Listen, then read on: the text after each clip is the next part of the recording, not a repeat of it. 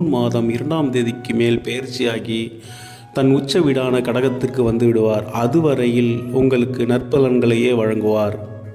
சர்ப்ப கிரகங்களான ராகு பகவான் மற்றும் கேது பகவான் ஆகியவர்கள் 2ஆம் இடம் மற்றும் 8ஆம் இடத்தில் அமர்ந்துள்ளனர். 2ஆம் இடம் எனும் சிம்ம ராசி உங்கள் வாக்கு, தனம் ஆகியவற்றை குறிக்கக்கூடியது. எனவே குடும்பத்தில் பேச்சில் கொஞ்சம் கவனமாக இருங்கள். கடினமான வார்த்தைகளை குடும்பத்தில் உள்ளவர் மீது பயன்படுத்தாதீர்கள். இதனால் குடும்பத்தில் சில வீண் பிரச்சனைகள் உருவாக வாய்ப்புள்ளது. 8ஆம் இடமான கண்டம், அவமானம், அசிங்கம், ஆயுஸ்தானமான கும்பராசியில் ராகு பகவான் சஞ்சரிப்பது அவ்வளவு நல்லதல்ல. முக்கிய ஆவணங்களை மிகவும் கவனமாக கையாளுங்கள். 8ஆம் இடத்தில் உள்ள ராகு பகவானால் சில வம்பு வழக்குகள் வரவும் வாய்ப்புள்ளது. வாகனங்களில் செல்லும்போது மிகவும் கவனமாக செல்லுங்கள்.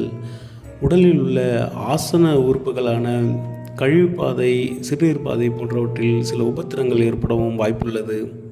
உடல் உபாதைகளை அலட்சியம் செய்யாமல் அதற்கு விரைந்து மருத்துவம் செய்யுங்கள். 2ஆம் இடத்து கேதுவுக்கும் 8ஆம் இடத்து ராகுவுக்கும் சர்ப்பசாந்தி பரிகாரம் செய்து கொள்ளுங்கள். அல்லது தினமும் விநாயகரை வழிபட்டு ராகுவின் கெடுதலிலிருந்து காத்து கொள்ளுங்கள். ராகு பகவானுக்கு